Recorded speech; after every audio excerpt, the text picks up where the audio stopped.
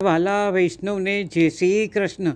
ભગવાન શ્રી કૃષ્ણ પાસેથી શીખવા જેવા 101 શાશ્વત પાઠ જે ભગવદ્ ગીતા, મહાભારત અને પુરાણોમાં મૂળ ધરાવે છે, જે બધા તમે તમારા વ્યક્તિગત ધંધા અને આધ્યાત્મિક જીવનમાં અમલમાં મૂકી શકો છો.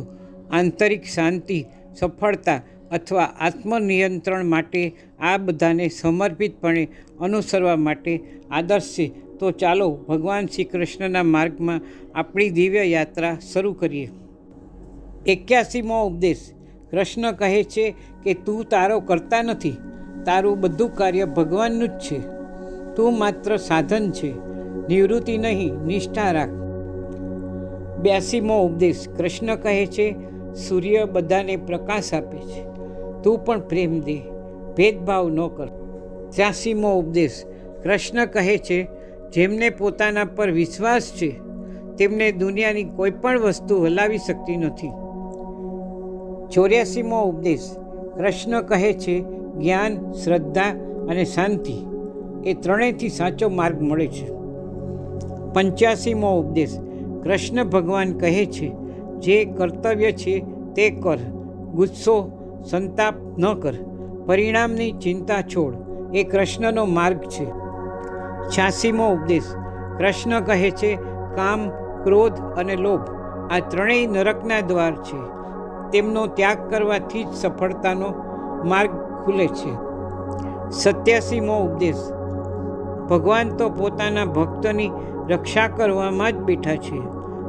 તો જેમ પાપણ આંખની રક્ષા કરે છે, ને હાથ કંઠની રક્ષા કરે છે, ને માવતર છોકરાઓની રક્ષા કરે છે, તેમજ કૃષ્ણ ભગવાન આપણી રક્ષા કરી રહ્યા છે.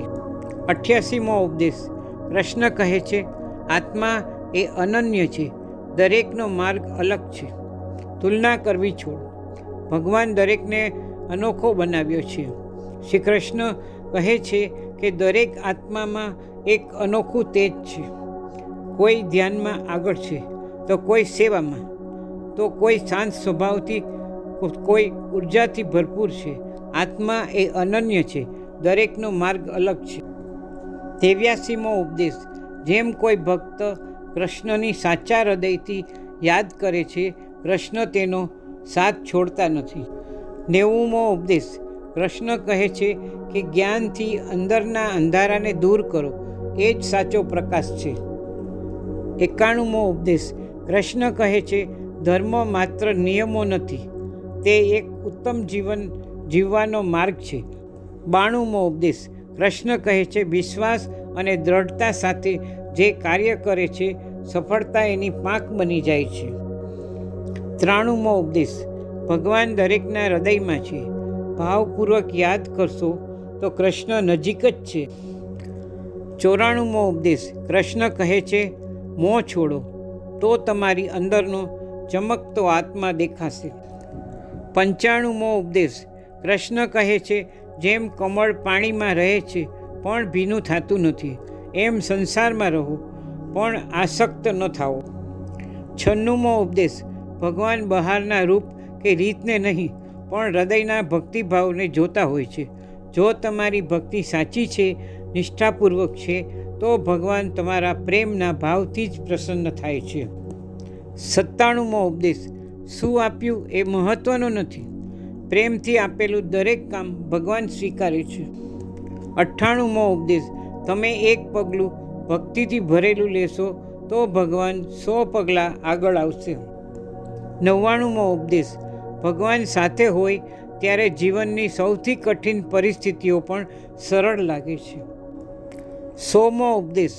કૃષ્ણને પ્રેમથી આપેલું ફૂલ, એક ટીપું પાણી કે ભોજન પણ પ્રિય લાગે છે, કારણ કે તેમને વસ્તુ નહીં પણ ભાવ પ્રેમ છે. જ્યાં ભક્તિ હોય ત્યાં ભગવાન સંતોષ માને છે. 101 ઉપદેશ. ખરેખર તું કૃષ્ણનો જ છે અને કૃષ્ણ તારો જ છે.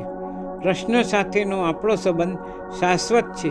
જ્યારે આપણે આ સત્યને સમજીએ છીએ ત્યારે કૃષ્ણ નામ સાથે જીવન વધુ સુંદર બને છે. શ્રી કૃષ્ણના 101 ઉપદેશ સાથે અમારી આ યાત્રા અહીં પૂરી થાય છે.